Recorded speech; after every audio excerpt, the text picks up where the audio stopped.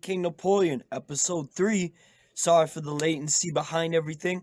I was just trying to get this video out with my new programs that I downloaded last night, and it's going to be super hype. We're going to be going over a song that I'm mixing and mastering, and we're also going to go over a song that I've been writing so you can see my writing process and how I chop up, mix, master, and basically my vocal presets that I use to try to have the best quality.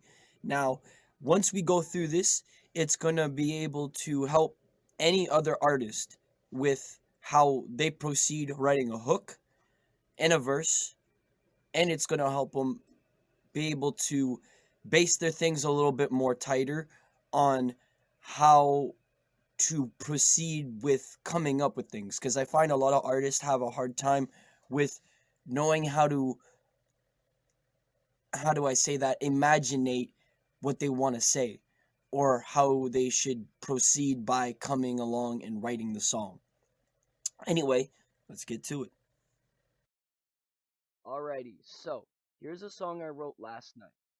This song is pretty much about how I don't want to get caught up in a bunch of things because I've seen people who did get caught up in things and ended up losing their lives or ended up losing a lot of what they owned.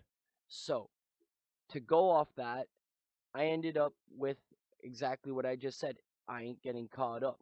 And that was the first line that came to mind when I heard the beat. So, by doing so, I went ahead and I got the rhyme scheme to be caught. And by that, that way it's plot, brought, spot, you know, squad, Prada, Armada. So it's switching up the rhyme scheme a little bit, but if you really, really listen when you go ahead and you spit this, it's gonna match up the whole way through.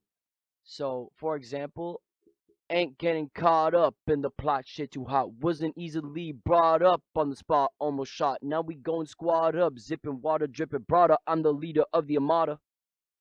So the rhyme scheme stays perfect, even if there's stretch rhymes.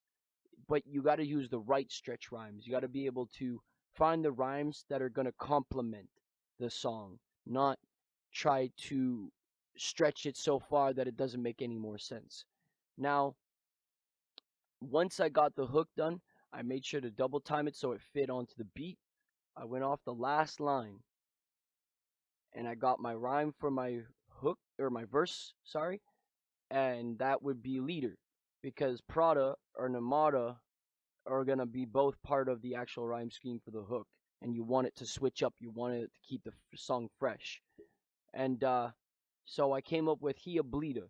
He losing leaders from the heater, a liver eater. So basically, by doing this, it's explaining and painting a picture that this man has just is losing his life as we speak. He's bleeding out. He's not gonna make it. You know, he got shot.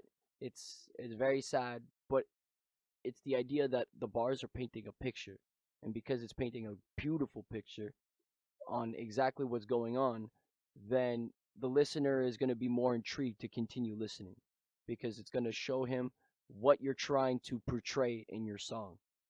So, I'm going to try to do the whole hook and chorus, or the whole hook and verse, and uh, and I'm going to try to see if I can get the flow to give you the example of what I mean. Ain't getting caught up in the plot shit too hot. Wasn't easily brought up on the spot, almost shot. Now we going squad up, zipping water, dripping Prada. I'm the leader of the Armada. Yeah, ain't getting caught up in the plot shit too hot. Wasn't easily brought up on the spot, almost shot. Now we going squad up, zipping water, dripping Prada. I'm the leader of the Armada. Yeah, he a bleeder, he losing leaders from the heater, a liver eater, the nursing needer. He dying in his bloody white beater. He got shot up in his two-seater. His girl be a cheater, even if he treats her. She's still taking millimeters from Peter. His daughter, he'll never meet her. His son, neither. Turns into a pleader, begging for mercy. No answer either. So, yeah, that's basically just showing why it's very important to have a perfected rhyme scheme. Um, well, that Now we're going to go and mix and master a song somewhat. We're going to chop out some of the breasts. We're going to go ahead and clean up where the placement should be, and we're going to get it to be more aligned. Let's get it.